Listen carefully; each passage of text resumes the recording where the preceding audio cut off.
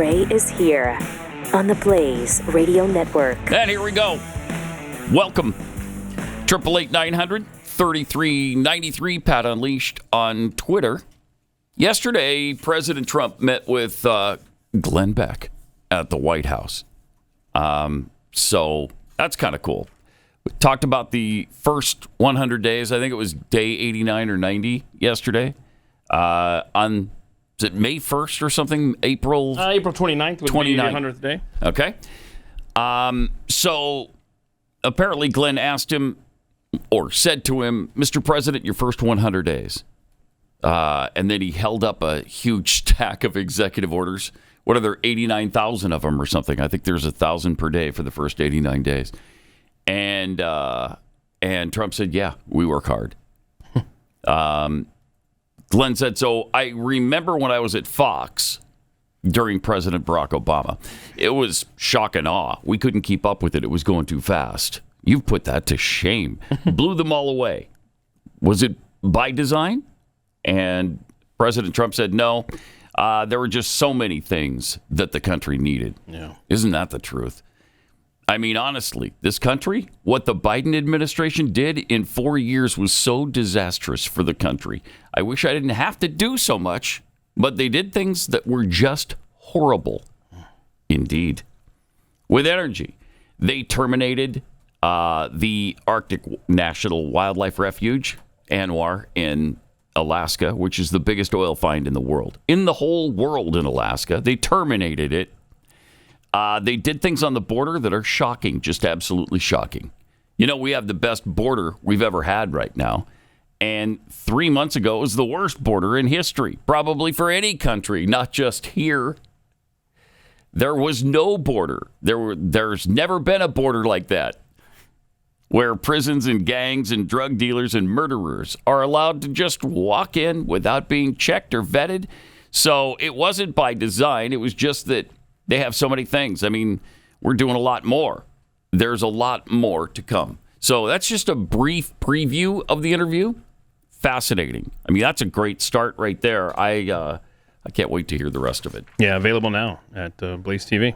Awesome. But don't watch it until after the show. Yes, right. Okay, or will we? Exactly. We'll right. know. Yeah. Oh. We'll hunt you down like the dirty dog you would be if you did something like that. I do. Put that picture back up of Glenn and the president, because is this the first lady's wall? Because there is Hillary Clinton back there. Yeah. Laura Bush. Yeah, and Laura Bush. And so, what did that say? Yeah, latest addition to the White House. And so they're pointing out in that photo. Margot posted that, and then it's Hillary Clinton. I don't know if that's Trump's way of saying, you were never here as president. You were here as first lady. So you hang on this wall. That's awesome. I love that. So the president was also spotted on the White House lawn yesterday. Look at this. What are you doing, Mr. President? Beautiful flagpole. Beautiful. American flag. Can you hear that? A beautiful flagpole for a beautiful American flag. Oh, that he says he's gonna fund with his own money. Yeah, we have a clip of that. Okay, that's the next clip. Here it is. We're putting up a beautiful, almost 100-foot tall American flag. Yeah. On this side and another one on the other side. 2 flags, top of the line. Top of the line. And they've needed flagpoles for 200 years. It was something I've often said. You know, they don't have a flagpole per se. So we're putting one right where you saw us, and we're putting another one on the other side on top of the mounds. It's going to be 2 beautiful poles. Mr. President on China? President Trump on China? Paid for by Trump. Mr. President, how quickly? When did they tell you how they arrive in about a week or so? Okay. Having a week or so. Is the homeowners association okay with this? Oh no, that's a 100-foot pole. He might want to check with the HOA, make sure it's all right. Laws and covenants. That's awesome. He's fantastic. Yeah. I mean, that's good stuff. Also yesterday, the president tweeted out the following about the Ukraine-Russia conflict. Things are apparently not going real well with Zelenskyy. They're just a tad frustrated with him. They're frustrated with Putin, too, but they're really frustrated with Zelenskyy.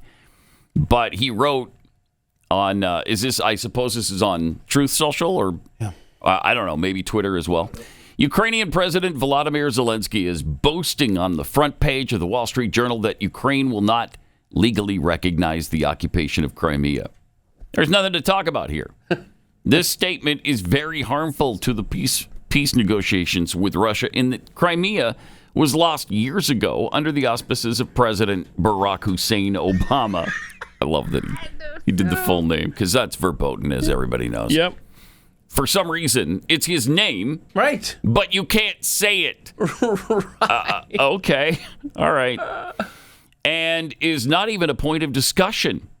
Nobody is asking Zelenskyy to recognize Crimea as Russian territory, but if he wants Crimea, why didn't they fight for it 11 years ago when it was handed over to Russia without a shot being fired? The area also houses, for many years before the Obama handover, major Russian submarine bases. It's inflammatory statements like Zelenskyy's that make it so difficult to settle this war. He has nothing to boast about. The situation for Ukraine is dire. He can have peace or he can fight for another 3 years before losing the whole country. I have nothing to do with Russia, but have much to do with wanting to save, on average, 5,000 Russian and Ukrainian soldiers a week who are dying for no reason whatsoever. The statement made by Zelenskyy today will do nothing but prolong the killing field, and nobody wants that. We're very close to a deal, but the man with no cards to play should now finally get it done. I look forward to being able to help Ukraine and Russia get out of this complete and total mess that would have never started if I were president. You got no cards. Nope. Mm-hmm. And he has said that multiple times. So, who knows? It just doesn't seem to be registering with Zelenskyy, though. Stop making this so difficult. Yeah, big attack on Kiev just last night, as a matter of fact. Yep. And J.D. Vance had this to say on the diplomatic front. We've issued a very explicit proposal to both the Russians and the Ukrainians, and it's time for them to either say yes or for the United States to walk away from this process. We've engaged in an extraordinary amount of diplomacy, of on-the-ground work. We've really tried to understand things from the perspective of both the Ukrainians and the Russians. What do Ukrainians care the most about? What do the Russians care the most about? And I think that we've put together a very fair proposal. We're going to see if the Europeans, the Russians, and the Ukrainians are ultimately able to get this thing over the finish line.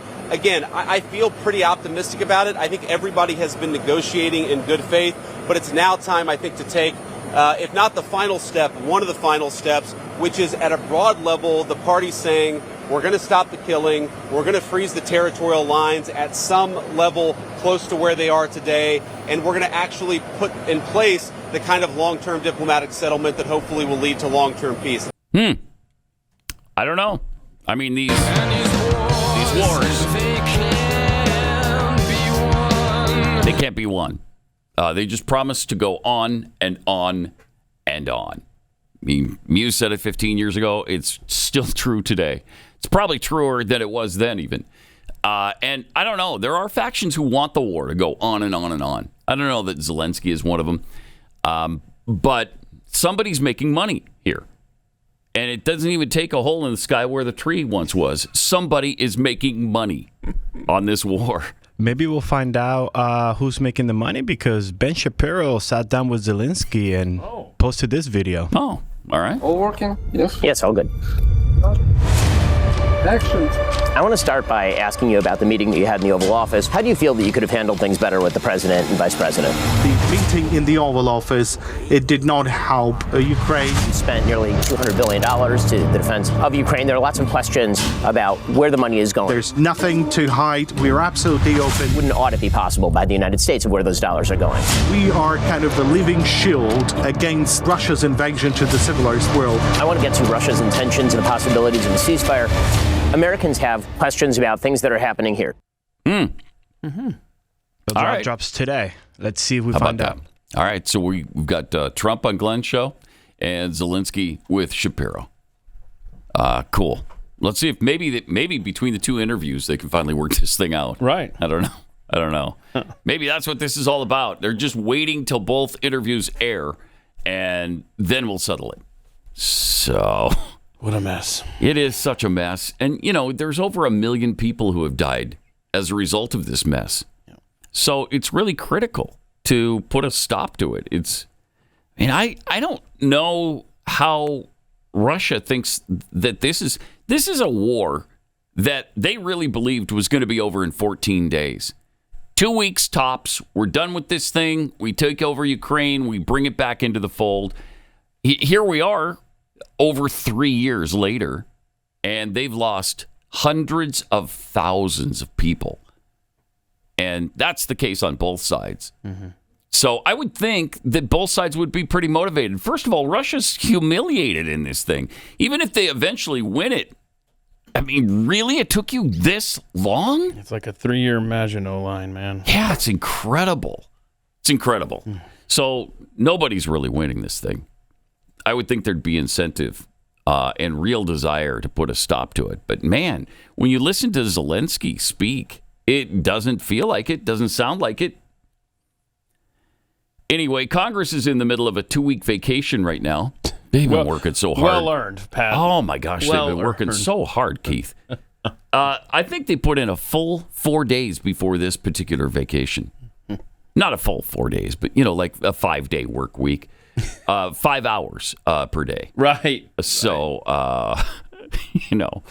go home. Spend some time with the family. Look at their calendar. Man. I want to see. Seems like they've been on nothing but vacation this whole year. But while they continue to do nothing to codify the president's agenda, which Glenn asks about, and Trump volunteers that they're trying to codify all of this in one big, beautiful bill. One big, beautiful bill. I don't know how you do all of it, how you codify all of it in one bill, but that's President Trump's plan. But members of the administration continue to plow ahead. Here was AG Secretary Brooke Rollins updating us on the price of eggs. A chart that shows the day we release the plan, and you can begin to see the cost of eggs going down over the last, 5 to 6 weeks. From the day we released the plan in early February, the price of eggs, of wholesale eggs, is down 56%. So that's about $8.30 per dozen-ish, down to about a $3.50 ish per dozen eggs. So we're seeing a great trend. The retail prices will soon catch up. They're already caught up in a lot of the parts of the country. But we continue to focus on making groceries affordable again. And I think the president's vision on this is working. Yeah. I mean, it feels like it. The egg price is going down. And that would be a very good thing. The left was making a big deal out of the Easter egg roll because they actually used real eggs.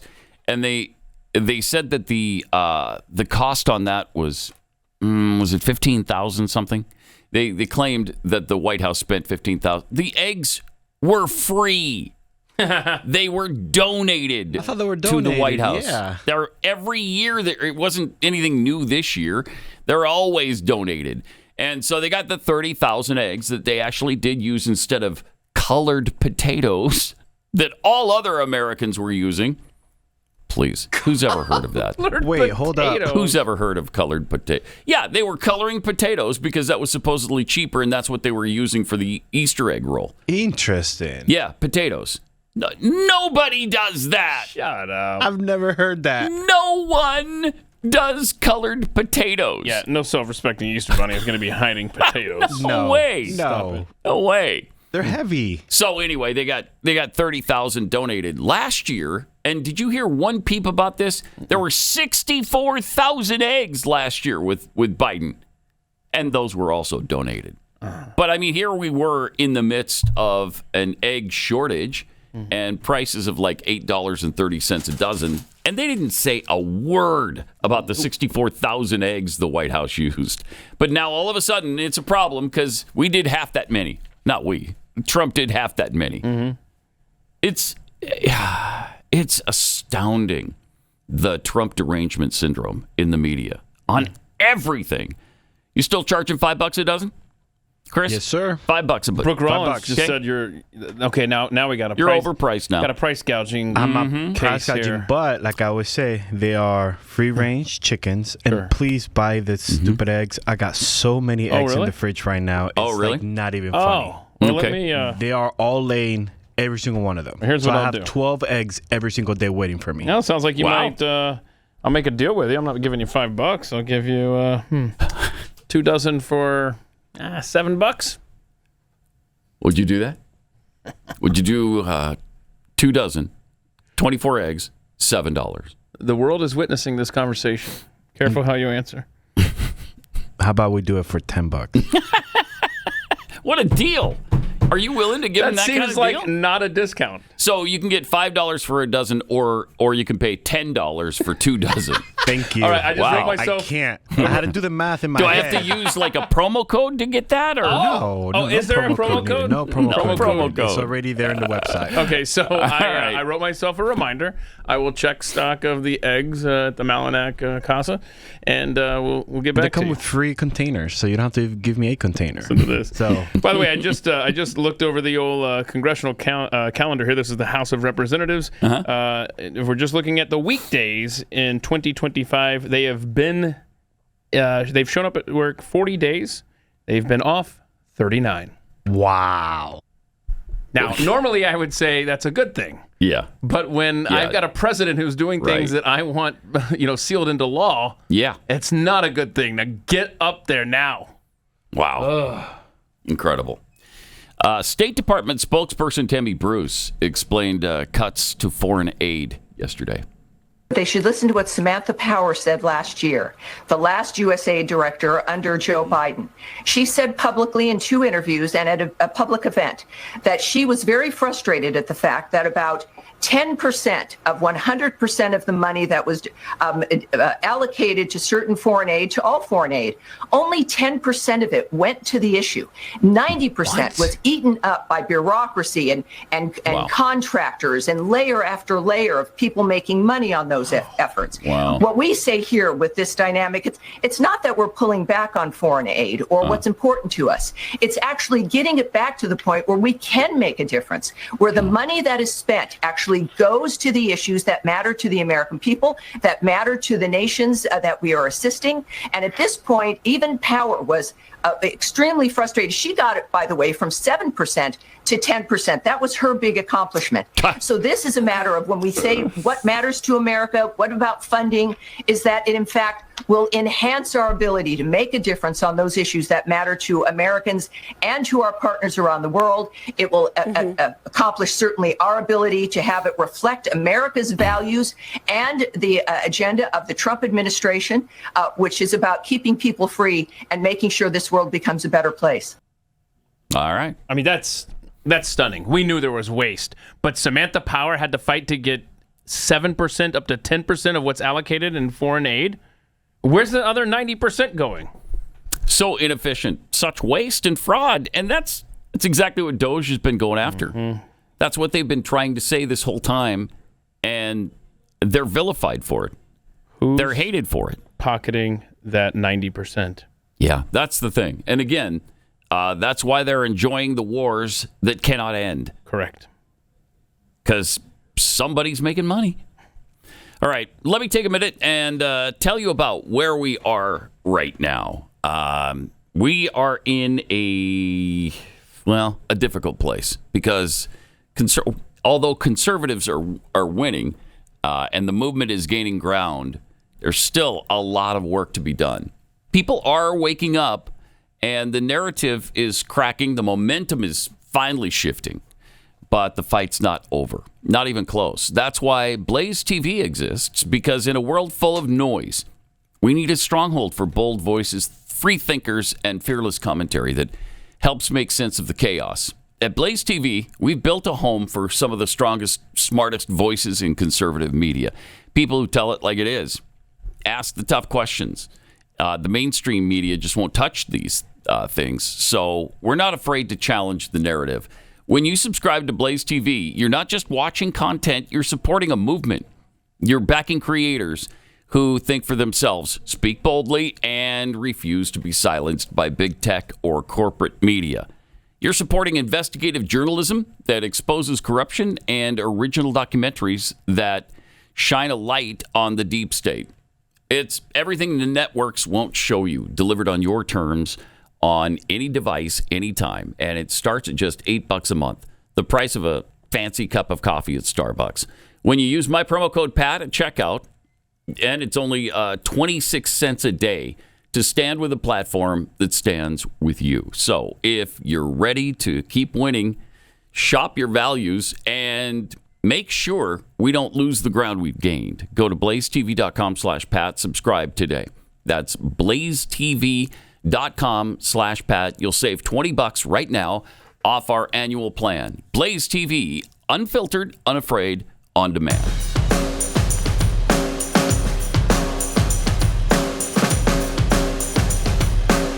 Pat Gray Unleashed is back. And this time, we're pissed. Unbelievable. There was yet another court injunction yesterday. U.S. District Court judges have done their best to stop everything President Trump is trying to accomplish. Yesterday, it put all the networks back on. You know, the Voice of America, VOA, and all those things. I don't know how they're involving themselves in absolutely everything, but they certainly are. They've almost done they've done more injunctions so far to President Trump than they did the whole time of George W. Bush's administration. It's incredible. They're just too shy of the total issued during Barack Obama's tenure. He was in office for 8 years. This president has been in office for 3 months now? 3 months, yep. It's incredible, and there's no sign of it stopping. In fact, in a related story, the Ninth Circuit Court has just ruled that the Trump White House cannot change the lunch menu in the staff cafeteria. Judge Daniel Sanders wrote, "This is one of the first things the Nazis did under Hitler. They removed the schnitzel and replaced it with sauerbraten." And you know what came afterward, he wrote. He concluded his remarks with, "After this heinous attempt by the Trump administration to make changes to the White House commissary cuisine, anyone who cares about democracy should leave the United States of America immediately. There's no saving it now." Unquote. I mean, it's almost that bad. We're almost to that level. They are trying to stop absolutely everything this president is doing. They've even gotten involved in the Radio Free Europe stuff. They're trying to get involved in the way the White House press conference works. They want to try to restore all of the mainstream media to their rightful places in the White House press conference that happens every day. I mean, it just doesn't stop. It doesn't stop. And, you know, you talk about tyranny. This is absolute judicial tyranny that they're pulling off. Stephen Miller was out discussing immigration yesterday and deportations, which, by the way, as we've talked about, the deportation thing has been blown completely out of proportion as well. He hasn't deported nearly as many as Biden did. Mm-hmm. And, I mean, I'm not talking about Biden's entire 4 years in office. I mean, as many as he did at this time of his presidency. He was on a faster clip than President Trump is. President Trump's being hampered, again, by the judiciary. And so a lot of it's being stalled. But anyway, here's Stephen Miller on all this. So, look, you've cataloged the horrors that have been inflicted. The rapes, the beatings, the murders, the fentanyl deaths by the hundreds of thousands, the destruction of entire neighborhoods in this country because of the Democrat Party's policy of open borders these last 4 years. You mentioned the threat of international terrorism that is on our shores, the millions of gotaways who entered under the previous administration, on top of the millions more unvetted that were caught and released into the country, and the millions more that were allowed to either fly into the country or overstay their visas. It is a clear and present danger danger to the national security of this country, and we have federal judges telling President Trump that he can't deport these threats from our communities? This is the choice facing every American. Either we all side and get behind President Trump to remove these terrorists from our communities, or we let a rogue, radical left judiciary shut down the machinery of our national security apparatus.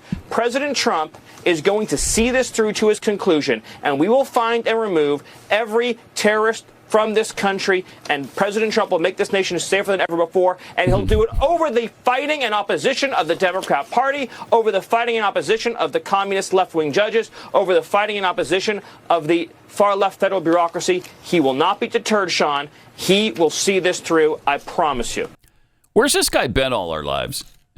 He should have been part of all administrations. Yes. Decades ago. I mean, he's only 39, too. So I think Vance Miller, 2028, is the ticket. That wouldn't be a bad ticket. I just love every time this guy opens his mouth. It's even great. when I've disagreed with him. I know. Love it. Just keep talking. So and his cadence, you can tell when he's getting super revved up, and then he slows down and he's like, nope, I'm back again. The other guy that's a lot like him is Tom Homan. He's just as outspoken. He maybe doesn't get as intense while he speaks, but what he says is intense. And he says the vacationing Congress could make 3 simple fixes to federal law to help stop almost all illegal immigration. Last question. I'm sorry about the lawnmower, but it'll be quick. Would it help you if Congress were to pass a law making it more clear on how to deal with this situation right now? Would that be of use for you all as you try to deal with it? Absolutely. Congress needs to take action. They can solve the border crisis by simply addressing 3 laws: the TVPRA on children, the asylum laws, and the Florida settlement agreement. If they make those 3 changes and those 3 laws, they've solved 90% of the border problems forever. Wow.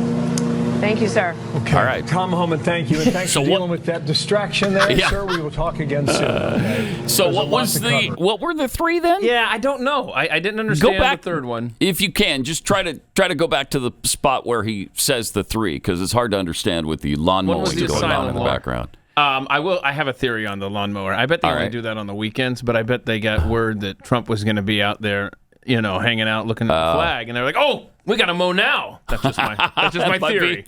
It might be. All right. Let's see here. Let's see what he has to say. Congress needs to take action. They can solve the border crisis by simply addressing 3 laws: the TVPRA on children, the asylum laws. Okay. That's the I think I don't want to speak out of turn here. The PRA children. That's children. Where you have the hang on. This isn't it. Hang on. That's not birthright citizenship, right? That's not what he's talking about. Is it? Don't think so. All right. Okay, I think that's where they find a family, where's your family, and then they end up trafficking the kid to some stranger's house. Okay. I think. All right. Let him go. Something children, about the asylum laws. Asylum laws. Okay, got that. Obviously. Florida settlement agreement. They make those. I don't know. And the last one, I don't know what settlement agreement. Florida settlement agreement. The settlement agreement? I don't know, man. How long have we talked about the settlement agreement? Well, no, it's a settlement agreement. I think it goes with the Tough Act. Yeah, there's the Tough Act of 2025, then the settlement agreement. Okay, yeah, right. Yeah. Right. I think you're probably right. All right, well, I mean, the problem is we already have the laws, and it's not a problem. The problem is we've never enforced them until now. And so if we could just do that, I think we'd fix the problem. I don't know that you even need new laws, but if you need more clarification, I guess whatever he just said there. Yeah, well, the other problem is good. The fact that, again, you have a Congress who has, on weekdays, been there 40 times this year and been away 39. It's amazing. That's really amazing. The Senate ratio I just looked at is 64 on, 19 off. Much better. Yeah. Than Still 40, though. 39. Yeah. Still, that's almost 3 weeks of vacation already. The year is young here. I mean, come on. Now, obviously, the White House grounds crew doesn't take any time off. No, they're working overtime. Huh. Yeah. All right. Wow. Well, we haven't even scratched the surface. We'll continue to pick at it as we go along on the day here. 888-900-3393 with your thoughts. More coming up.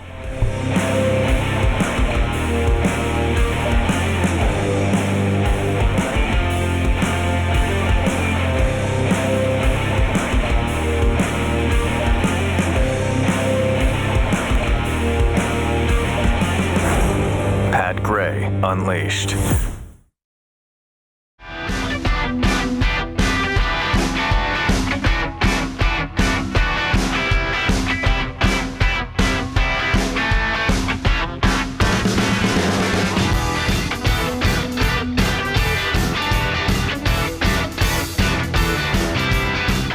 Got some tweets here for you. Nancy's vodka-soaked dentures tweets, I guess this is in regard to the interview with Trump. Glenn's suit is so wrinkled. No, it's not. Did he shove it in a suitcase instead of packing a garment bag? No, and this is in relation to the the tweet. picture. If you come in here, I want you to see this. I wasn't going to bring this up, but since the tweet did, you can see the president. His suit is nice and ironed. Mm-hmm. Nicely pressed. Glenn's. Oh, because he's got a. He's been traveling, and it's probably linen. Oh, and that's really hard to keep wrinkle free. Okay, well, really hard. All right. I don't know. Should just wear silk suits like the rest of us. Right. No wrinkling at all. Swamp Pirate tweets, but I'm sure Glenn's he'll be appreciative of pointing that out. Nice of Congress to have a 2-week spring vacation. I haven't taken 2 weeks off, 10 work days in total over the last 3 years. But I just did do my taxes, and wow, I think I'm doing something wrong.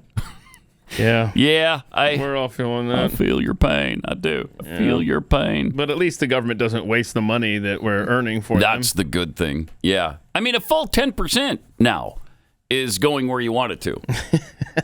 So instead of the 7%. Mm-hmm. Harold Lichtenberg, hide the potato. Sounds like a Jeffy game. Kind of, yeah. The deplorable Mr. Jackwagon tweets, not only is Chris price gouging his eggs, but he's violating the ADA by taking advantage of Keith's math skills. That's a fact. That is a fact. Fun. That is a fact. Mm-hmm. Yep. How's it feel picking on the handicap, Chris? Well, are you proud of yourself? So it's okay. Yeah. All right. You're handicapped too? Yes, sir. That's right. You're on disability, right? I am. Mm-hmm. Because of the explosion that went off. Yes, sir. Somewhere in the same country you were in. Don't be like Jeffy. It's not because of your. It's not because of your English skills. Or is it like a? Well, his English skills are in part because of the explosion that went off somewhere in the country that he was in. Yes, I'm willing to say that. That yes. should be your excuse. Yeah. Look, that's what I'd use. Have you had a bomb go off near your brain? No. No. So back up. So, you need to get off me. Yeah. That's what you need to tell people. I like that. I'm using that. So that'll be used against us very shortly. Yeah, he'll forget. Here. He had a bomb go off. Yeah, that's true. Brain. He can't remember. True. It happened in the same country that he was residing in. So yes, it did. Yeah. Oh, no. So David Hogg had a discussion about MS-13 yesterday with Reince Priebus, and here's how that went down. Got no message. They've got no movement. They've got no leader. I mean, it doesn't get any worse than that. I mean, you're defending Harvard. You're traveling to El Salvador for MS-13 gang members. But here's the point. You're taking $20 million. If I'm looking at someone, my vice chair, the RNC, taking $20 million for another effort, it's $20 million out of the DNC's pocket. You can't be on the board of the Fishing and Forest Company and on Greenpeace at the same time. There are places for groups to hold the party accountable. I think it's right. Yeah, let me push back against that. This was not an MS-13 gang member, and you damn well know that. Oh, come on. He was not. You don't know that. You're defending this guy. The administration admitted this was wrong. In America, we have due process, and we are a land of law and order. We are a land of law and order. And this administration is repeatedly showing time and time again they do not care about what the Supreme Court says. They do not care about the rule of law. And you cannot defend sending people to another country. Just did a poll to another country where they don't have Americans rights. Think that all illegal immigrants should be deported, by the way. So you're losing your effort. So if you want to try to defend the constitutionality of deporting a illegal immigrant that's here. He took a lot of time to come after me. He's here illegally. The Intel community, every Intel community agency and the White House say he is a member of MS-13. Hey, Reince. Okay, Reince. Wow. All of a sudden, I love the left and their selective use of the rule of law. all of a sudden the rule of law is all important to them on this issue. Come on. They've never given a rat's anus about the rule of law. How about the rule of law that the guy shouldn't have been here in the first place? And we've got every right to deport him. Rule of law. They make me even side more strongly with the administration on this guy because they're such morons and such hypocrites. Rule of law. Shut up. I didn't know we had a David Hogg clip today. That's That's good because that reminds me of the Rowdy Introvert gift. It's the Boss Hogg pillow that features David Hogg. David Hogg's face. I just love this thing so much. Because he wanted to start a pillow company. That's right. Don't forget that. That's and right. It failed. Now, this is the result of that, of course. Well, he did start it, and then before it even got up and running, he ended it. He realized it wasn't that easy. Nope. So yeah, it's great. I want to hear more about the $20 million that David Hogg is in charge of, though. Because what is his title? He's the vice chair of the Democrat Party. So what's that $20 million figure? Need to look into that. I don't know, but if interesting, that's something to do with races coming up, Dick Durbin just announced he's not going to seek a sixth term. Good. So he's been there 30 years, and that's breaking news that he won't be coming back for another term. Well, he's only 80 too. He's at the tender age of 80. He's like a spring chicken in the Senate, and I guess he's going to call it quits early. What a quitter. What a quitter. Thank you for saying that. Someone had to say it.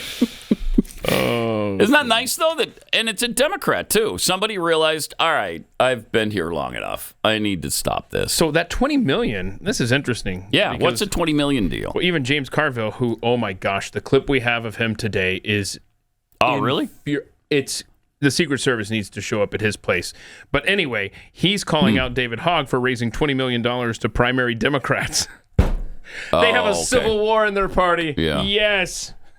Yeah, I guess probably for those who aren't radical enough for David Hogg. Correct. That's what it sounds like reading this article. Wow. Huh. All right. Well, good luck with that. Yeah, you guys knock yourselves out because Republicans have a hard enough time maintaining their majorities. That's for sure.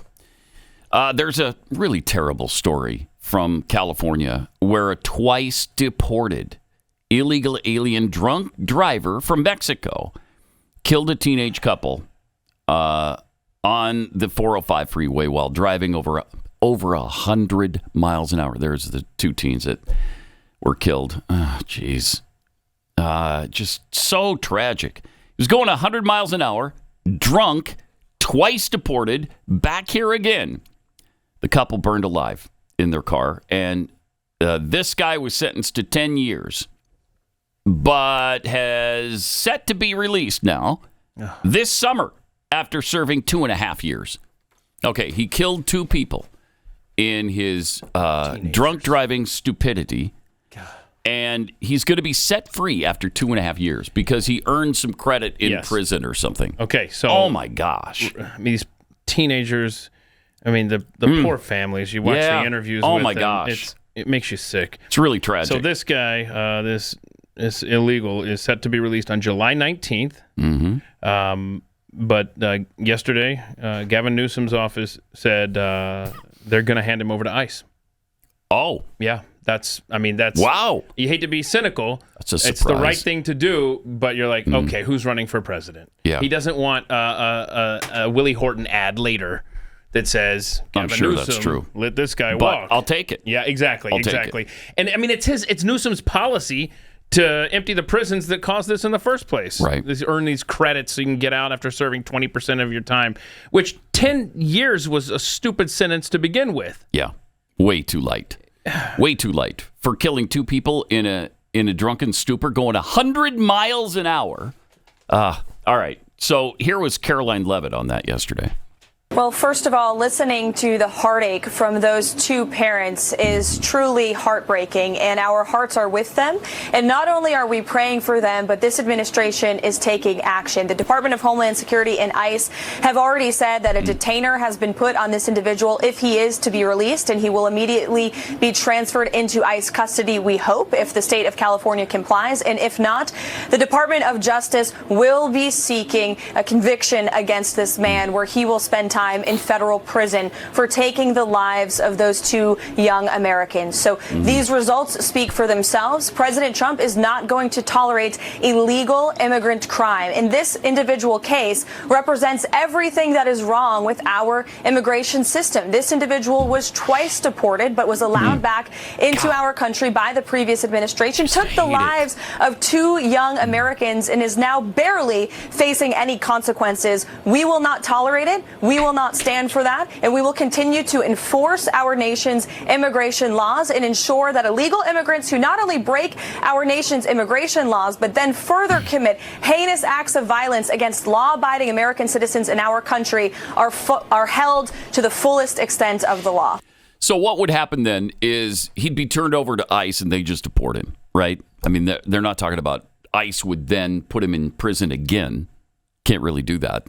Hold on. Are you saying under this administration? Yeah, yeah. I think they're gonna figure out a way to deport him make to this El a federal Salvador. charge. Oh. In fact, I'm not being flippant here. Is the 405? If it's a federal highway, there's your federal. Well, it's an charges, interstate. Right? All right, there's your charges. Yeah, it's an interstate. There's your federal charges. Yeah. I mean, I don't know. It's going to be very I don't know interesting to see what happens on July 19th. It will. Otherwise, they would have probably camped out ICE outside the prison and just be like, "Oh, we're gonna get him now." I mean, but at least California is complying. There are some changes though with Gavin Newsom. Yeah, are there not? I mean, that guy has moderated his radicalism quite a bit, and I'm sure it's just because he plans to run for president. But again, I'll take it in this case. That's great. Mm-hmm. So we'll see. We'll see. Exactly. All right. You know, Mother's Day is fast approaching. You only have a little time left to get your order in to Kexi Cookies to make sure that it arrives by Mother's Day. Your order has to be placed by May 3rd. Okay, so you have a little time, but you got to do this quickly. And these Mother's Day boxes, I have one of them right here. They're going really, really fast, and they're going to sell out pretty soon. So get your Mother's Day box. It's got delicious, including the all-healthy carrot cake cookie, which people have been loving. It's got actual carrot slices in it, but there's absolute deliciousness in there as well. And you can pre-order it today by going to Kexi.com. It's going to be, it'll start shipping in just a few days, but you can pre-order right now. Here's what customer Sean said about these cookies. Best cookies I've had since my Nana's. The Texas sheet cake cookie was the best chocolate cookie I've ever eaten.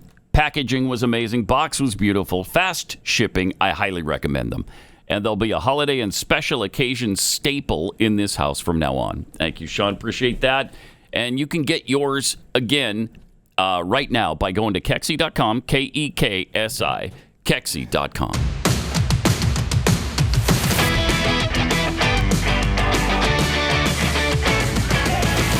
Pat Gray returns. Okay. This illegal responsible for the horrific deaths of the teenagers in California. He faces up to 20 years in federal prison if convicted for 8 U.S.C. 1326, which is referring to deported illegal immigrants who re-enter the U.S. Oh, nice. So he could get another 20 years, sounds like. Wow. So being released back into ICE custody means that he's going to face another trial. Nice. Yes. Interesting. Or an immigration hearing in front of a judge, yeah. Mm-hmm. Okay. Good. Due process. There you go. Right. There it is, right.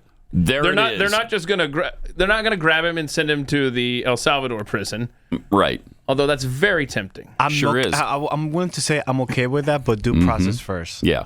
So, I mean, rule of law. The Democrats are so thank you tied up in rule of law. They're such sticklers for it. So let's give it to them. So Mexico, you have 20 years to build a prison that looks like the El Salvador one. Thank you. And so after this guy serves 20 years in a U.S. federal prison, we're going to hand him over to Mexico with the understanding that he's going to be in a maximum security prison for the rest of his life. I'm serious. This guy should never see freedom ever again anywhere. Yeah. I mean, it's despicable. It really is. He had chance after chance, obviously, and blew it every time. And what is it you always say? He's a danger. He's a menace. We have our own drunk drivers in this country. Right. Because that's what you'll hear from the other side. Well, we've got drunk drivers. There's drunk drivers who are American citizens. Yeah, well, that's more than enough. Okay, we don't need other countries' felons as well, and their drunk drivers as well. We don't need them here. Jeez, it's infuriating. It is, sure is, and so avoidable, man. The heartache. You think senseless. About this when you see stories like this.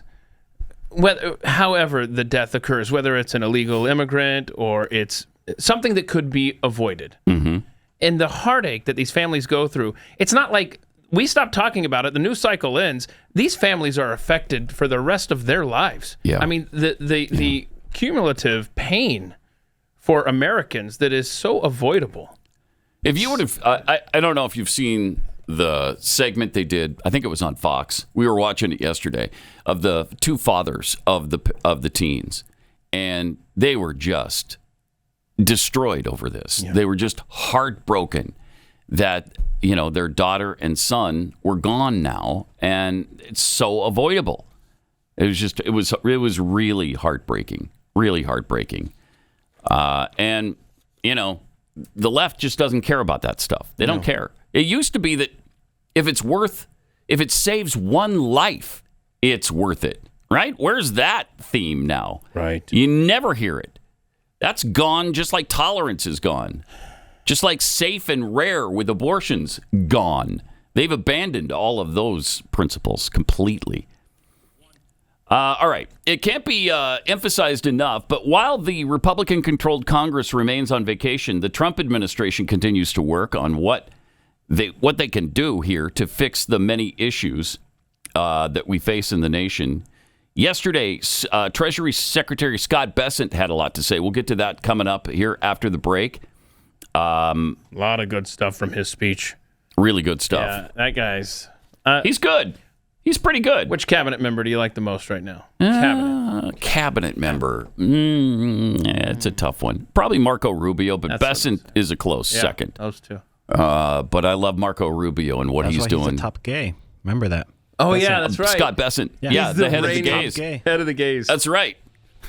That's why he's so good. And in this particular case, the left doesn't give a rat's anus about the head of the gays. And to be clear, when we say that, we're referring to the highest-ranking government official that's gay. Yeah. It used to be Pete Buttigieg. It's not based on anything else other than just their official capacity. Right. All right. More coming up. Pat Gray Unleashed.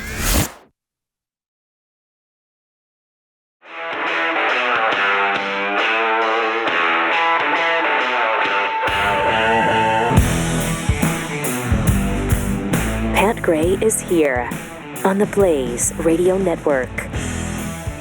With some tweets to start things out. Jeffy's Muskie Moo tweets, so Chris can now legally park in a handicapped spot instead of just parking there because he's lazy like before.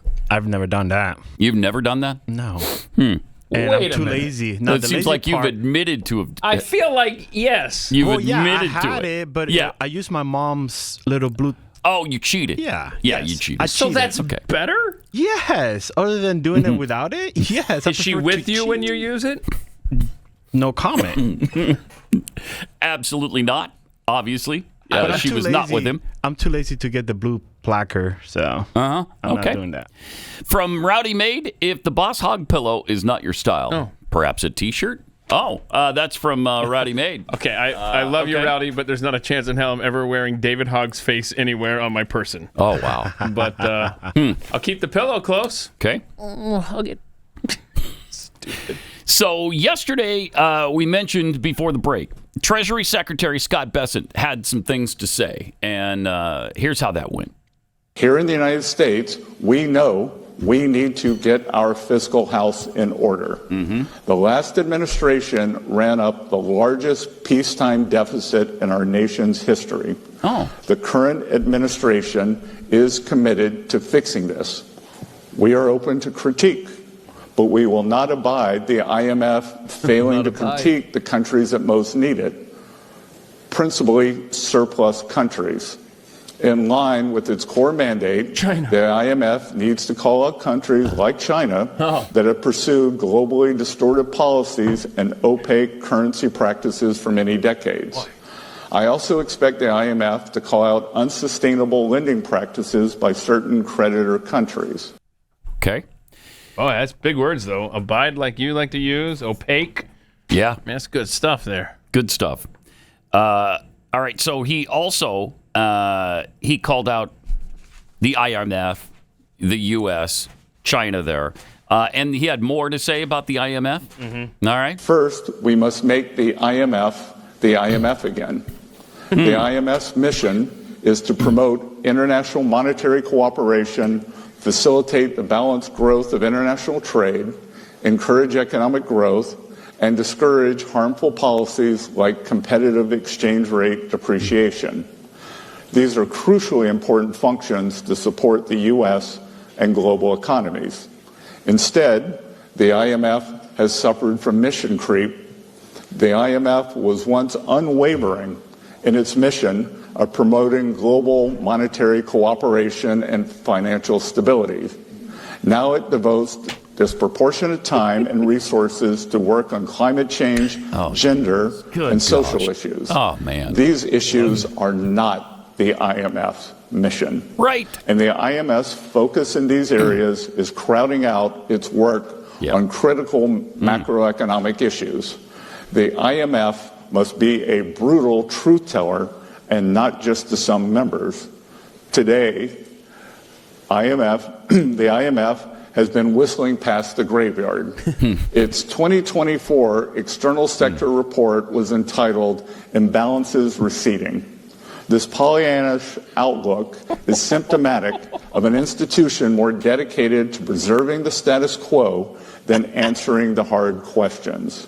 That's great stuff. Yes, it is. Golly. I mean, the International Monetary Fund, what are you doing looking into global warming or gender issues at all? It's like the education system. That's not what we need from you. I don't need that from the IMF. I don't need that from the local school district. I don't need any of that. Okay? Leave those topics to me at home. Scott Bessent is the that's good other end of the Stephen Miller spectrum on he's very fired calm. up, you know? Yes. Yeah. Like they both have great things to say. They just have completely different ways of saying them. He had stuff to say about China, too. Ooh. China in particular is in need of a rebalancing.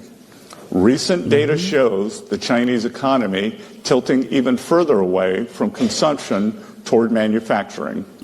China's economic system, with growth driven by manufacturing exports, will continue to create even more serious imbalances with its trading partners if the status quo is allowed to continue. China's current economic model is built on exporting its way out of its economic troubles. It's an unsustainable model that is not only harming China, but the entire world. China needs to change. The country knows it needs to change. Everyone knows it needs to change. I love it. And we want to help it change because we need rebalancing too. China can start by moving its economy away from export overcapacity and towards supporting its own consumers and domestic demand. Such a shift would help with global rebalancing that the world desperately needs. Okay. That's good stuff. And you would think it would make sense to the Chinese to use their 1.4 billion people as customers. Wouldn't that make sense? I mean, shouldn't you be encouraging that? Shouldn't you try to make that happen? Yeah. But they're not, apparently. They're just focused on exporting stuff to us. Yeah. It's going to be interesting to see how things play out with China.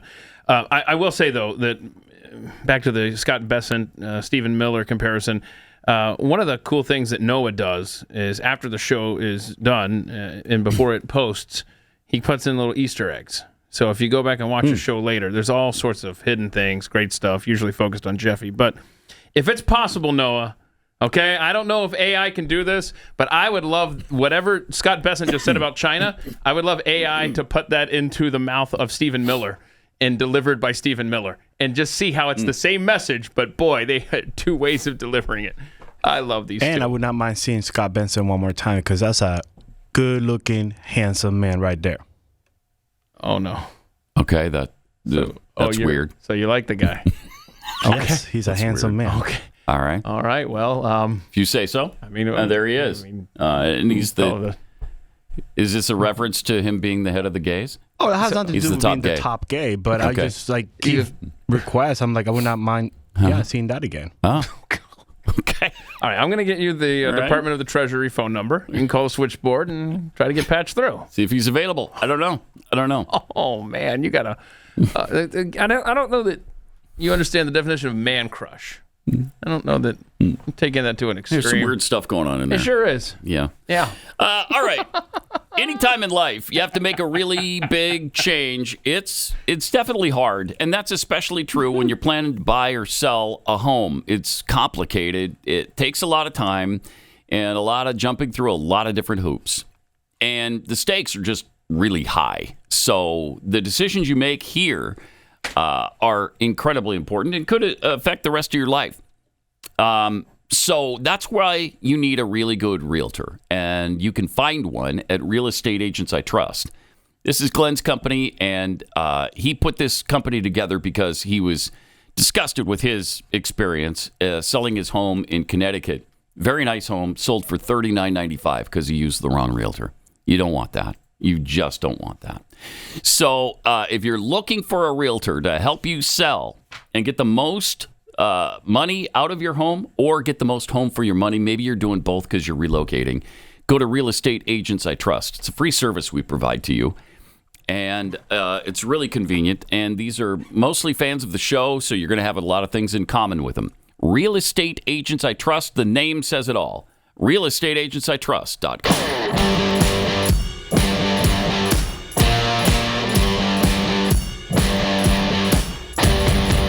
Pat Gray is Unleashed. The Hill just published their top 10 candidates for the nomination for Democrats in 2028. So they list them in order of who they think has the best chance, and it goes all the way to number 10, who they still has a chance, but not as good as they think that obviously the number one person has. Who would you think is at number one on this list? Who is the best person Democrats have to win the nomination? Oh, gosh. And thus the presidency. Keith Boy from West Virginia, or Virginia, whatever. Keith Boy. What's that black guy that you said that he's the next Obama? Oh, Westmore, Maryland Westmore, governor. Maryland. So who came up with this list, Pat? The Hill. Okay, so is there writers or something? Mm-hmm. Okay. Gosh. I don't know, man. It's such chaos. Is it going to be AOC? Yes. Oh, God. Yes, you nailed it. Okay, sorry. At number one, Alexandria Ocasio-Cortez. No way. They write, she is simply the most exciting figure in Democrat politics. Go for it, y'all. Yes, she has a legion of detractors, but she also has charisma, authenticity, and the ability to draw huge crowds to see her speak. Oh, my gosh. God. And she's barely 35 now. She just turned 35. So she'll be like, 38 when the election rolls around? Okay. That's amazing. That is amazing. But AOC is who they think has the best chance to win the nomination. Real quick, I just love this from Not Kenny Rogers on Twitter. Say what you want about Belichick and his girlfriend, but I guarantee North Carolina makes a college football bowl game this season, and it's a picture of Bernie and AOC hugging. Because that is basically what Bill Belichick and funny. Jordan, whatever her name is. Okay, so, if that's your horse, go good for luck. it. Yeah. Good luck. Number two, Pennsylvania Governor Josh Shapiro. Yeah, that makes sense. So I don't know. I think they're too. I think they're too anti-Semitic to nominate him for president. Oh yeah. At number three, Michigan Governor Gretchen Whitmer. Wow, that's your third best option? Holy cow. Wow. Are you guys in trouble? Yeah. Number 4, California Governor Gavin Newsom. That's why he's making all these moves to the middle now, because he plans on running. Because he slipped, probably, Yeah. He was the front runner 6 months ago. For sure. No question. Your boy, it's not West Virginia or Virginia, but it's Maryland. Maryland Governor Wes Moore. He's a candidate on the rise, they say. He's a powerful speaker. Youthful, just 46. And a barrier breaker as Maryland's first black governor. And they love that stuff. They love that. Yeah. He's also media friendly. Yeah. Has a big fan in Oprah Winfrey. Oh, no. Who attended his inauguration. Oh, no. This is sounding too familiar. He may have potential to knit together the centrist and progressive sides of the Democratic Party. He's only recently become nationally prominent, having been first elected in 2022. That could be an asset because he's not part of the political establishment. He's an empty canvas. He can be whatever you want him to be, and it just like Barack Obama. Sounds very familiar, doesn't it? It really does. When will the Key Bridge reopen? I'm trying to find out if he's going to be able to ride the fall of 2028. You get that thing ahead of schedule, and he's going to look real good. That's for sure. Yeah. Number 6. Former Vice President Kamala Harris. She's dropped all the way to 6. Okay, this was the Vice President of the United States in the last administration. She's only 6 on this list? Yeah. That's incredible. Wow, that's terrible. She's got no chance. When you lose a general election like that, though, yeah, they're your done with stock you. Drops. Yeah, unless you're that's William true. Jennings Bryan. That's very true. Illinois Governor J.B. Pritzker is number 7. I mean, okay. Again, not exciting. He's brought plenty of fire to his verbal fights with Trump on at least one occasion, drawing a parallel between the new administration and the Nazis. Good. That's great. That's what we need. Another Nazi baiter. I love that stuff. Number 8, former transportation secretary and mayor of South Bend, Indiana. Yeah. Pete Buttigieg. Former transportation secretary, had an impressive early showing in the last process, especially in Iowa and New Hampshire. One of the very best media performers in the party, they say. He has a lot of fans in the party's younger, more affluent supporters, but he struggled with black voters in 2020, and the highest elected office he's ever held is mayor. Okay. Good luck with that one, too. Get this. They're going all the way back to Rahm Emanuel because they've got nobody. Wow. Former Chicago mayor, former Bill Clinton advisor, Rahm Emanuel, number 9 on this list. Wow. And last but certainly not least, and maybe the most talked about lately, Stephen A. Smith from ESPN. Okay, whatever. This is a group that has no chance. I mean, things could change between now and then. But right now, the way this list looks, they don't have a prayer. Yeah. I don't care who we run in 2028, whether it's Vance or DeSantis or Stephen Miller. Let's go. I'm on that train. I'm on the Stephen Miller 2028 train. Got to be able to beat anybody on this list. Wow. I mean, there's a lot that can happen over the next couple of years. But at this point, not to get too cocky, I do like our chances if that's what's in the dugout for the Democrats. I like them a lot. Give me an AOC Jasmine Crockett ticket, please. Oh, wow. Wouldn't that be something? Of course, we'd go out of our minds playing their clips. It'd be tough to listen to. Yeah. But it'd be some fun, too. That'd be some fun. Yeah. All right. Did you know that Fast Growing Trees is the biggest online nursery in the United States? They have thousands of different plants, over 2 million happy customers. They have all the plants your yard needs. They have fruit trees and privacy trees, flowering trees, shrubs, and a lot more. Whatever plant you're interested in, Fast Growing Trees has you covered. You can find the perfect fit for your climate and your space. Fast Growing Trees makes it easy to get your dream yard. You order online and get your plants delivered directly to your door in just a few days without ever leaving your home. And they have an Alive and Thrive guarantee, which ensures that your plants arrive happy and healthy. Plus, you get support from trained plant experts. They're on call to help you plan your landscape. Choose the right plants and learn how to care for them from these plant experts. Like, I had no idea what would work in our yard in the Texas climate because, man, we got brutally hot summers. And then every once in a while, it gets nasty, bitter cold in the winter and can kill whatever plant you put in the ground. So they've got the right suggestions for my space and the climate that I have to deal with here. And they've got great deals, up to half off on select plants right now, and other deals. And listeners to our show get 15% off their first purchase when you use the promo code PAT at checkout. That's an additional 15% off at fastgrowingtrees.com. Use the promo code PAT at checkout, and you'll get that great discount. Fastgrowingtrees.com, and now is the perfect time to plant, by the way. Use PAT to save money today. Offers valid for a limited time. Terms and conditions may apply. Pat Gray Unleashed. Sarcasm with 0 calories. Returns next.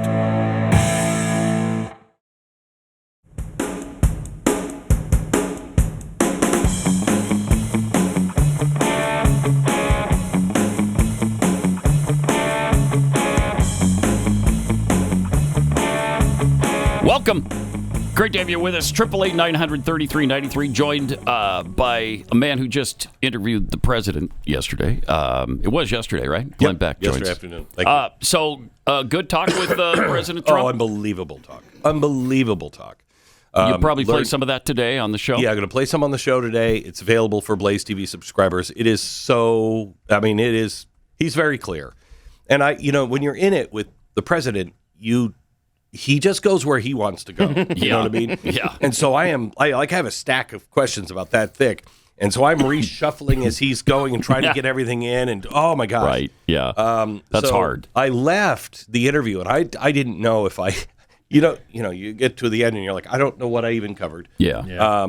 And so I asked the producers afterwards, I said, do we cover everything? And they're like, his answer on Mexico, his answer on tariffs, his answer on, what was the other one? There was another one. Just stunning answers. Stunning answers. I think there's 2 that really came to mind. Oh, because I asked him about judicial insurrection as well. A couple that came to mind, his answers. On tariffs, I said, how do you negotiate with China and Europe when many of the people in Europe are WEF fans, and we're looking for a great reset, so won't mind, torching the whole thing. He said, let me make it really clear. I don't have to negotiate. I'm not negotiating. They can either buy or not buy. And it was like, okay. Oh, already. All right. Okay. He is the master. He's prepared for the fallout. He's prepared for the fallout. He does not believe it's going to happen. Really? Yeah. Okay. He said... I hope he's right. Yeah, he said... I don't know what I can say, what I can't say. He told me some things off the air that lead me to believe that there's some good news coming our way. Nice. On that. I like good news. But he doesn't believe there's going to be a big fallout from it. So there must be some kind of deal being arranged right now with China. I can't say. I don't know. Don't know. Yeah. Don't know. But something's coming our way. Bessent seemed to have kind of said that yesterday as well. Some things are coming. Yeah. So Bessent's done a great job. He is phenomenal. He's really and they good. are rock solid. Yeah. Rock solid. They're really committed to what they're doing, right? Yeah. They knew there was going to be pushback. They knew there was going to be blowback, and they were prepared for it. Yeah. And they're going full steam ahead anyway. Yeah. Did you talk to him about the Maryland man? Oh, I sure did. He had a lot to say about that. The sainted Maryland man? Yeah, he said a lot about that. Okay. He said, because that's when I brought up judicial insurrection. Okay. Yeah, what Mike Lee calls it, judicial insurrection. That's a good term. And he said, yeah. And I said, I know you're a big fan of Andrew Jackson. I'm not, but you are. Mm-hmm. And I said, he found a constitutional way to deal with the out of control Congress or out of control judiciary. And I said, would you consider that? And he said, I hope it doesn't come to that. But yeah, I will. If I have to, I will. Wow. Well, they're trying to stop him on every front. On every front. It's every mind-boggling. Front. Yeah. Down to the point of this VOA Voice of America stuff. What good is an administrator? He said the people will not stand for this. He said they will not stand. He said I was elected to do a job. Right, and I'm doing it. And the judges, the lower court judges, not the Supreme Court, lower court judges have no right to step in and tell him what to do. Right. Right. You know how you get around this is if you get Congress to maybe codify some of the stuff. I asked him about that. Yeah, we got 40 weekdays on, 39 off so far this year for the House of Representatives. Him about that. That is an interesting answer he gave me on this. There's something going on because he was very kind to Congress. And was he really? Oh, yeah. I brought this up, and he was like, there's a reason for that. He's like, you know what? They're going to pass this big, beautiful bill, and everything I need in this big, beautiful bill is in this big, beautiful bill. And when they sign that big bill, it will be beautiful. Okay. And he said, and if they don't sign that bill, well, we're not going to go there. We're not going to go there because they're going to sign it. They're going to sign it. And I said, wow. Okay. All right. And I said, because I'm not real happy with Congress, and neither is the audience. They would really like to see some action. And he said, I think you're going to be happy with Congress. I think you'll be happy with Congress. And I was like, okay. That does sound like he knows something He knows something, I think. Yeah. He's... I mean, it didn't feel like a veiled threat. There was a couple of veiled threats. Like to Mexico, he was like, I love Mexico. The people are great. The leader is beautiful. I love her. She's beautiful. And I said, but if I were a Mexican, I would like somebody to come in and, maybe stop by in the middle of the night with some special forces. Yeah. I said, any chance of that happening? And he said, well, that would make news. So I'm not going to say yes to that. But, I hope it doesn't come to that. But we'll see. It sounds like everything's on the table with him. Everything's on the table with him. Did you mention Iran at all? And that being on the table too? An attack on on their nuke plant? No. All right. So we'll hear more of this on the show. And it's available Blaze TV and YouTube tonight. This is Pat Gray Unleashed.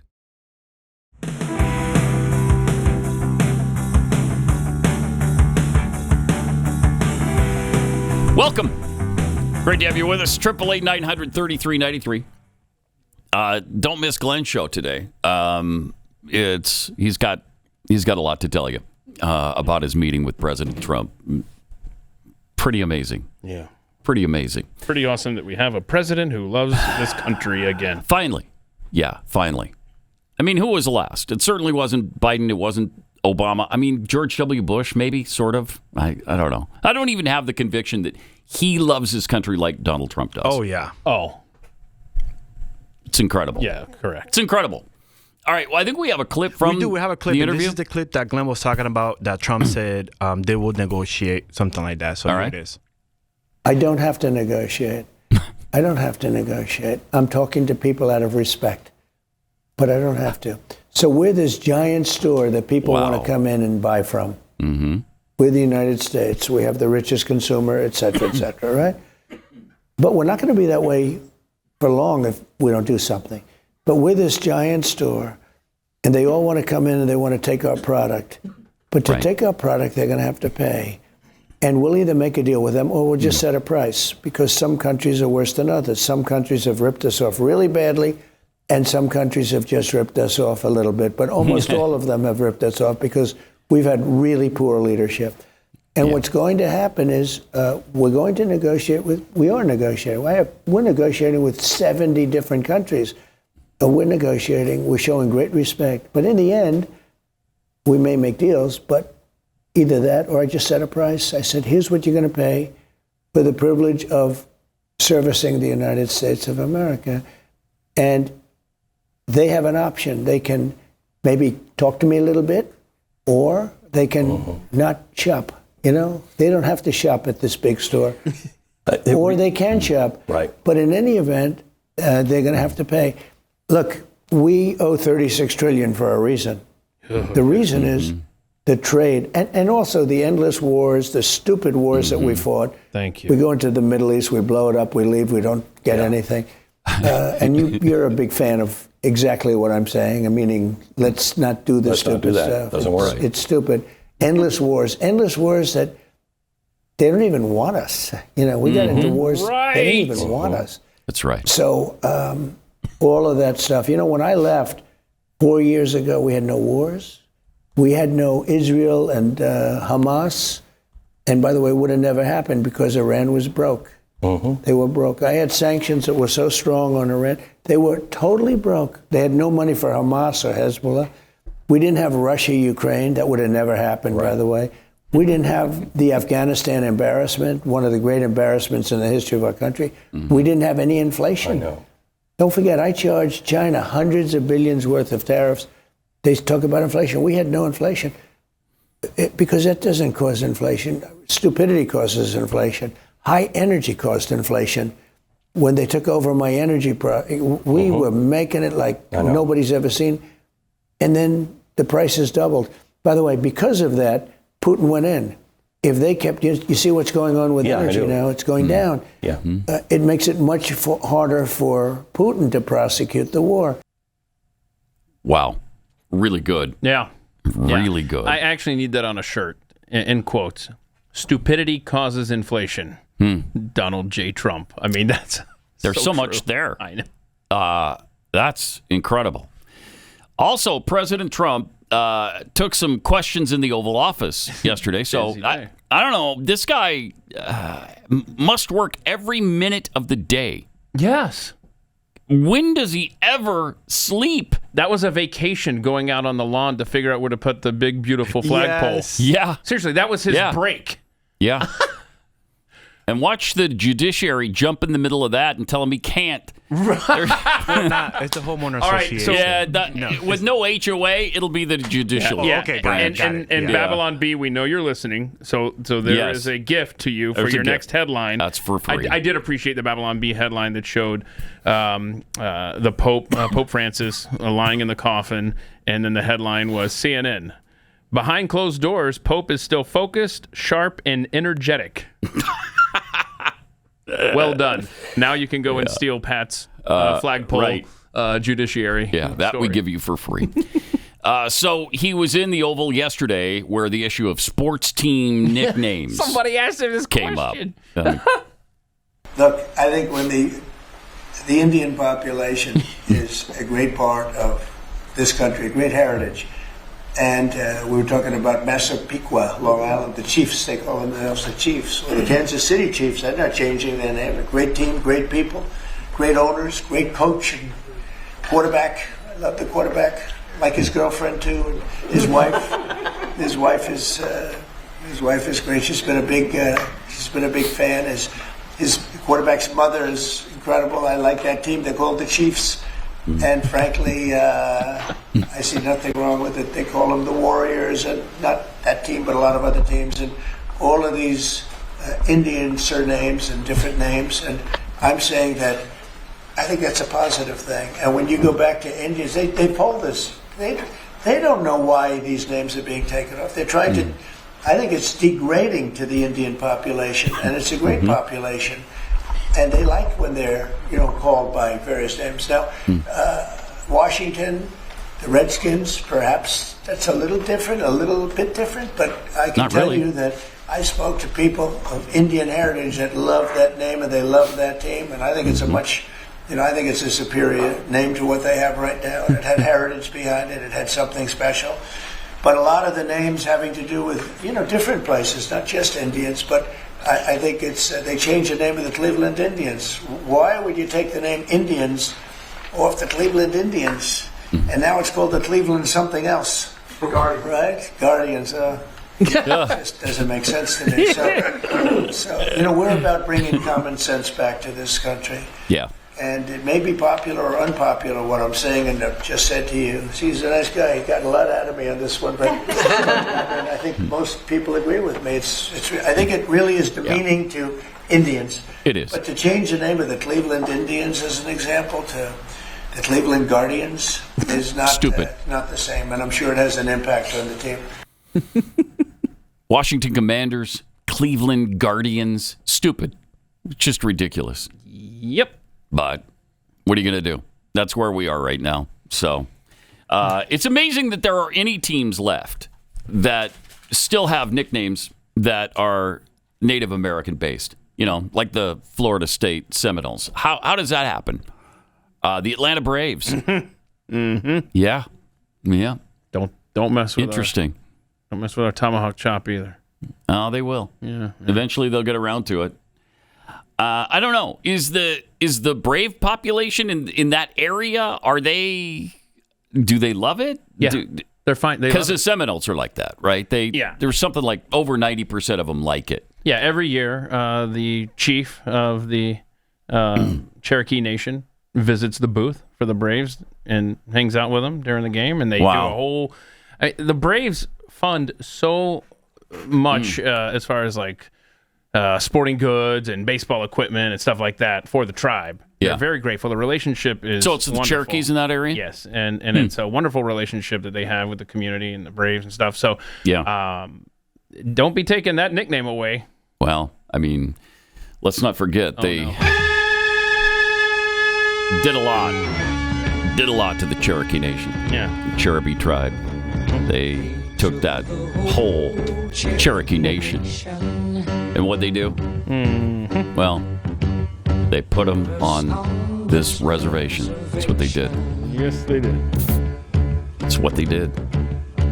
Took away their ways of life.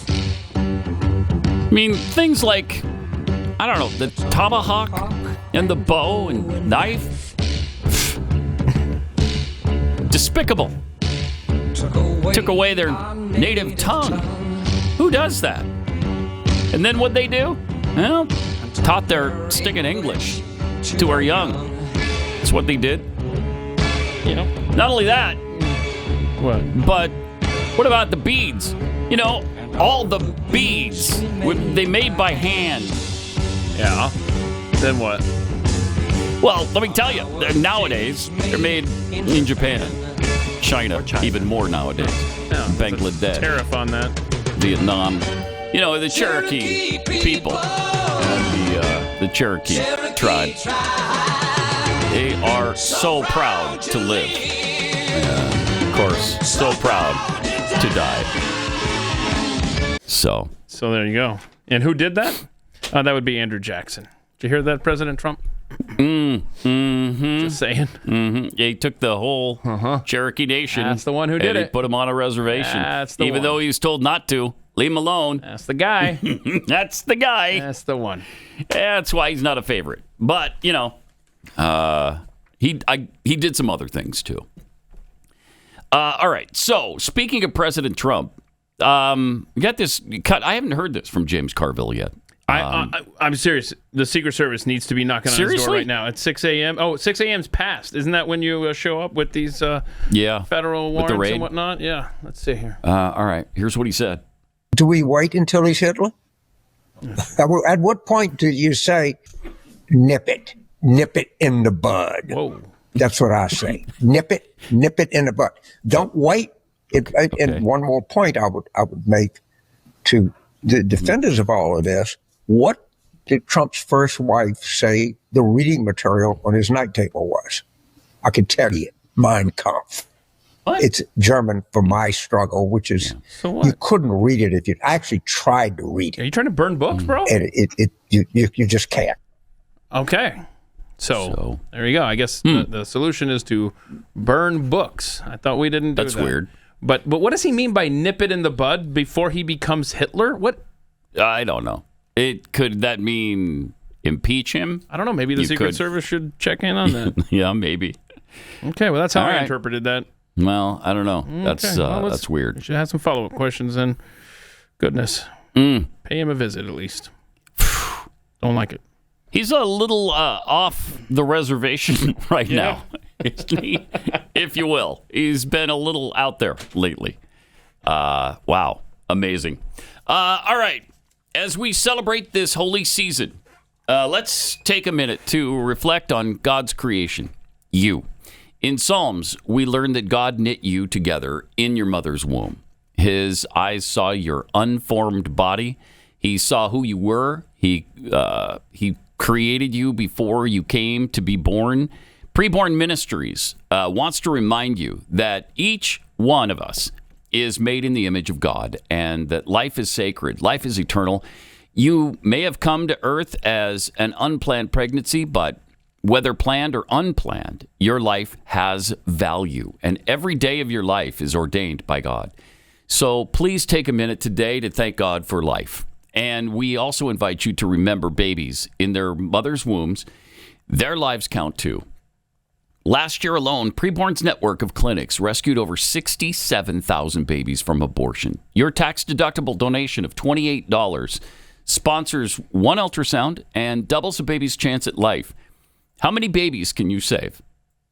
If you can, please make your best donation today. Just dial pound 250, say the keyword baby.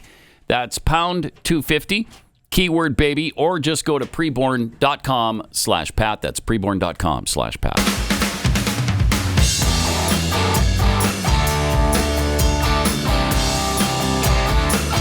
Now, more of Pat Gray Unleashed. We have an update on Peanut the squirrel and Peanut. Fred the raccoon. You remember with them, right? They were abducted and euthanized from a family who loved them, had them for 7 years or something. Yeah. And for whatever reason, I guess somebody complained that, hey, there's a squirrel that lives in somebody's house. And that was too much for the authorities. They came and took the squirrel and killed it. Weird. Yep. Weird. But Judicial Watch has announced that it received 163 pages of records from the New York State Department of Environmental Conservation in a Freedom of Information Act lawsuit that was, and that shows authorities had planned to euthanize the squirrel named Peanut and the raccoon named Fred even before they were seized from Pine City, New York, and resident Mark Longo.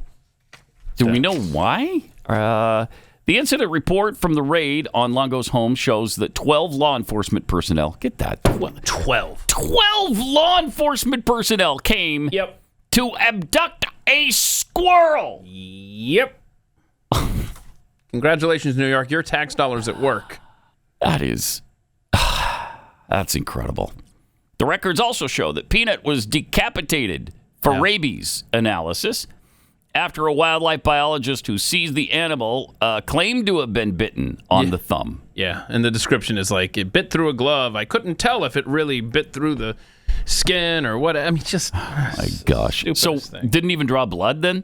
It doesn't sound like Apparently. The records were produced as part of two FOIL requests, Freedom of Information Act request, filed on November 5th, 2024.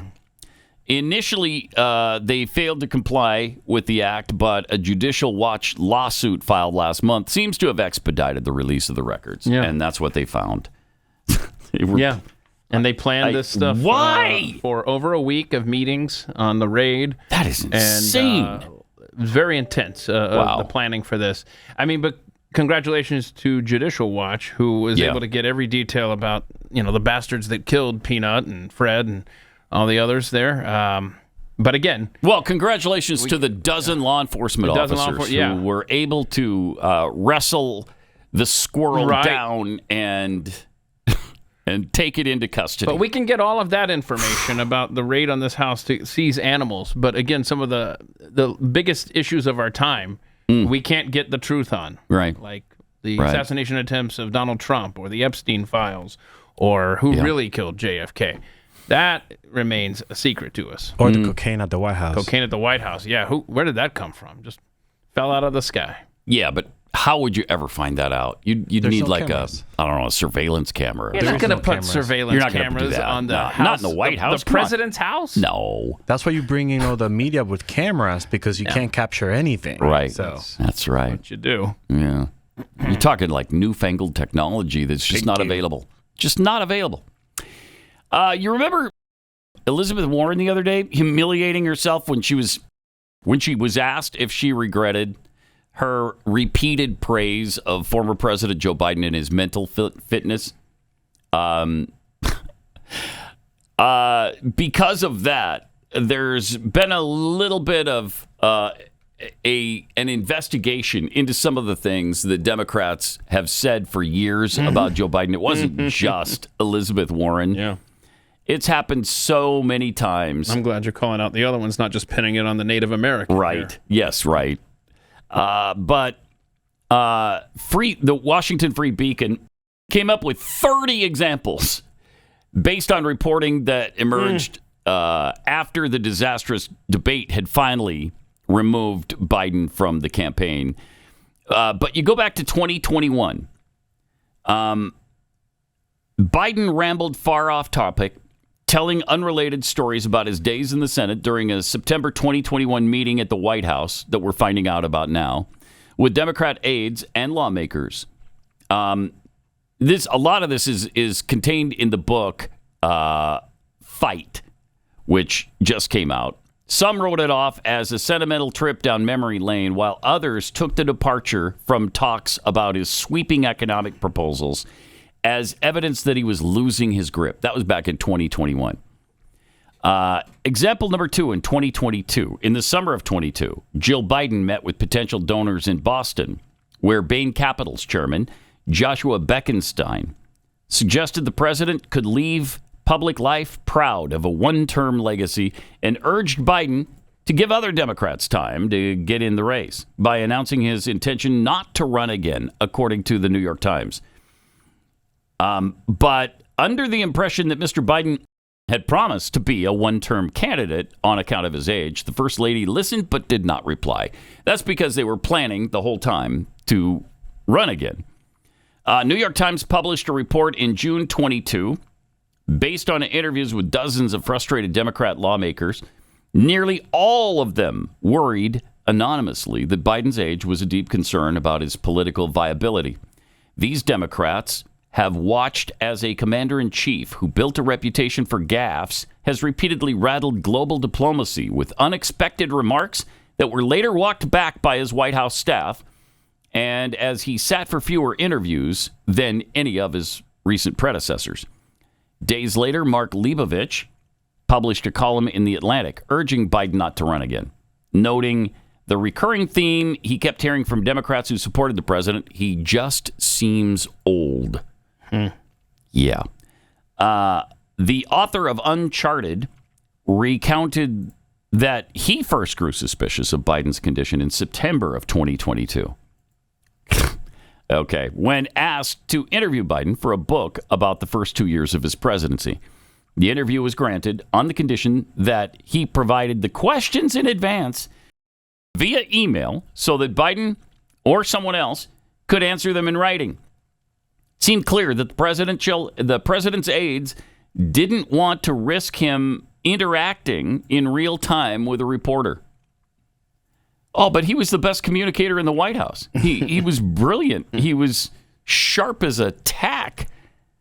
Biden used a teleprompter at a Los Angeles fundraiser in February 23. According to the Wall Street Journal, all questions were screened in advance. Donors found that frustrating because they had expected a more free-flowing exchange, which he was not capable of. John Morgan, a prominent Democrat fundraiser, told the New York Times in February 23 that Biden's age would be one of the most hard-hitting arguments against him. It doesn't take a genius to say, look, with his age, we have to really think about this. While making the case that Biden's age would be less of a liability if Kamala Harris wasn't such an underwhelming replacement. I can't think of one thing she's done except stay out of the way and stand beside him at certain ceremonies. I can think of some things she's done. Do not come. A month after announcing his re-election campaign in April of 23, Biden met with nervous New York donors at the home of billionaire Hamilton James, the former president of Blackstone. It did not go well. His comments about a second term dropped into a 35-minute stump speech that meandered from Ukraine to his childhood, and that was meant to reassure people. But to some donors, the comments had the opposite effect. How come we didn't hear about this then? Several left with the same worries over Biden that they had when they arrived. They told one another afterward that he hardly sounded like an energized, motivated candidate. Wait, what? Yeah, isn't that stunning? I've heard that.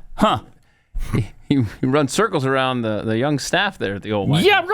Right. That's Banning books about black experiences here. I love that. What is that Banning at the books end? about black experiences here. That's my favorite right there. That Is one. it? Yeah. Experience. Okay, no, that's my favorite. Yeah, that one. That one. I love that one. Do it again. Do that one again. Secretary. I'm sorry, what? Secretary. He turns into a Meow Mix commercial. Secretary. Meow, meow, meow, meow, meow, meow, meow, meow. One more time. Just one more time. Secretary. How could you say this guy? You couldn't see it coming. No. How could you say he wasn't fit for office? What we can do next. You're right. Right. 4 more years. Oh no, hang on. Pause. No, that's my favorite one. Actually, now that I think about it. Oh man, you got kleptocracy. Oh, that's a good one too. That's a long one. Kleptocracy. Of Putin's kleptocracy. Yeah. Yeah. Secretary. No, the debate one where he says God save the Queen, we beat man. Medicare. That's my favorite. This is Pat Gray Unleashed.